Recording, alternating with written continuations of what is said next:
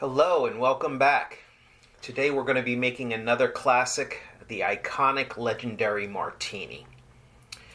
As simple of a cocktail as this is to make, so many people get it wrong. So many people. I don't know how, but it's only got 2 ingredients, but yet people can still get it wrong. I'm not even talking about the quantity of the ingredients you use because that's very widely disputed. Some people, if you look at cocktail books from 100 years ago, some might say 50% vermouth, 50% gin. It's fine to use a very minute amount of vermouth and really want the gin to be your favorite up front. It was Winston Churchill that said the perfect martini is using gin, but just looking at the bottle of vermouth. Now that's extreme because then it's just gin over ice or gin stirred with ice. Martini should never be made with vodka. That's a totally different cocktail, and sure, you could call it a vodka martini, you could call it a Vesper, you could call it something else, but the original martini was and always should be made with gin. If a bartender doesn't know that, a mixologist definitely will. So if you are in a bar or a lounge and you see them reaching for vodka instead of gin, saying, please, can you make that with gin? They're obviously not a mixologist because a mixologist will know the difference between the two. They are both neutral grain spirits. However, gin must have juniper in it and other spices. Vodka just comes straight out of the still. If that's the case, again, you could order or drink whatever you want, but it's not a martini. The next big controversy is shaken or stirred. Now, whenever it comes to clear spirits, you definitely want to stir. The only time you ever shake anything is when you have syrups and fruit juices in there. So why does James Bond say shaken, not stirred? If you read the early Ian Fleming books, the man who created James Bond in his novels, he was a rough and tumble kind of guy. He wasn't your typical gentleman spy in a tuxedo. He just wanted his drink, and he didn't have time to sit around for somebody and stir it. He just wanted his drink, and he wanted to be on his way. So he said shaken, not stirred.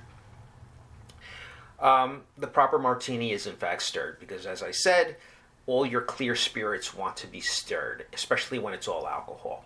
What happens when you shake it? Some people say you bruise the gin, you bruise the botanicals in gin.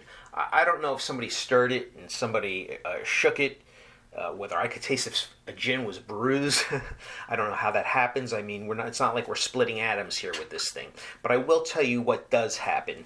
When you have all that ice in here, you're getting it colder faster, but you're also diluting it a lot faster. So you're shaking it really hard, you're melting that ice, and then what you're getting as a result is something that's not necessarily watery, but it's not as thick and smooth and velvety as if you just took the time to stir it properly. If you go into a wedding or a bar, you are typically going to see them use a shaker. There's nothing wrong with that when you're out, but if you want a good martini, go to a classic craft cocktail lounge. The issue with using the shaker, again, is you're going to get all these little shards of ice, which may not bother some people, but if that's the case, they should definitely be using a double strainer. So straining it through the top one and then through another fine mesh strainer. The glassware is very important. It should always be a stemmed cocktail glass. And while I like a coupe, I'm going to go with this. And as you can see, it's a little bit frosty there because I had it in the freezer. You definitely want to keep your stemmed glassware in the freezer until you're ready to use it because there's no ice in this. So you definitely want that drink to maintain a lot of the cold. I generally like a coupe. I don't like these because it's such a sharp incline. You got to really be gentle when you sip it. This is a solution to that. It's a cross between a coupe and a martini glass. This one's already been chilled. I know I said stemmed cocktail glass, but here's an exception. I really like this invention. It's really pretty cool. You keep your ice in the bottom bowl, and you keep your drinking glass on top of it. So it's constantly cold. You're constantly keeping that temperature. This will keep the drink cold consistently. The whole martini experience for me, and it is an experience, is I like it because it's nice and ice cold. That first sip, you're like, ah. By the time you take the second sip, it's already come to a more reasonable temperature to bring out a lot more of those botanicals and flavors. By the third sip, it's not warm, but it's nice and cool. Then by the last sip, you're ready for another one. That's the experience of drinking a martini and enjoying it. So I'm going to go ahead, just start to build my drink. I'm using a mixing tin. I usually use glass, but I broke 2 mixing glasses so far, both from the same company. I won't be using them anymore, and they're not cheap at $35 each. I don't even think I got 35 uses out of it. So I'm just going to go ahead with a double-walled tin mixing glass. It's going to keep the coldness in there better. So, of course, in this day and age, we definitely want to use tongs, or I'm just going to put all the ice in here.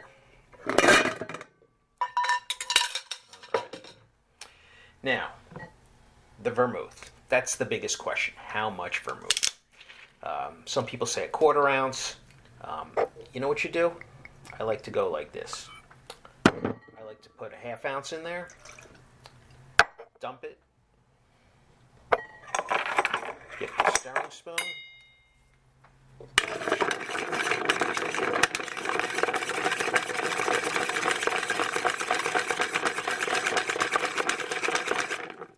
and after a good stir, you start to melt some of that ice. You start to get the container cool, and then I would simply go like this. I would dump it all out. So I just want to hint the vermouth in there. Let's water the plant here.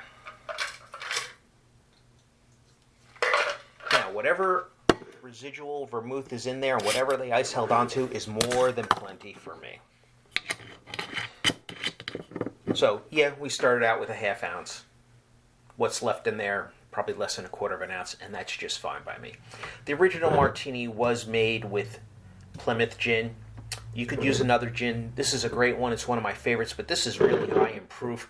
This is 114 proof. It is daytime, and I may want more than one, so this is a little bit too strong. And remember, this drink is just pure alcohol. So I'm going to go with this lighter 80 proof gin, and this is a real nice one. It's called Hannah. It's made in the United States. It's got really odd botanicals in here. You have to look it up, but I really like this. This is made in San Francisco. It's got a very unique taste to it. I really like the botanicals in here. This you won't taste much. This is just going to taste a lot more like alcohol. This has got a nice, pleasant taste to it. And that's part of the martini too. Make sure you pick the gin you really like. So what I'm going to do here is I am going to add 2 ounces of my favorite gin, or gin I like. And then we are just going to stir until this gets nice and cold.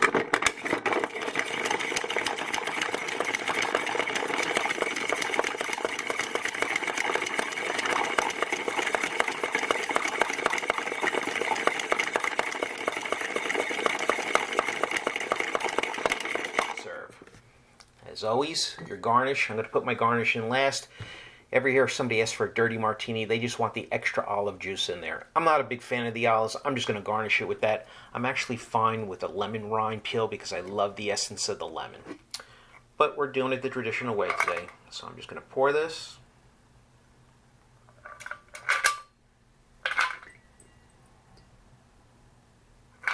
Typically, it should come up to the top of the glass, but then I'd have to use 3 or 4 ounces.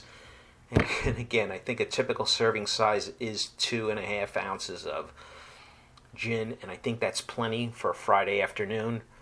I want to not go too crazy. I want to be able to relax and enjoy the rest for the weekend. So let's give it a taste. It's delicious. It's delicious. You have the great taste of the gin. You have just a very subtle whisper of the vermouth. That, to me, is a perfect martini. Always stirred, never shaken. And the gin is entirely up to you. Pick your favorite, but it's ice cold, it's nice, it's velvety. And yeah, I'm going to enjoy this now. It's Friday. It's been a week and a half. Cheers.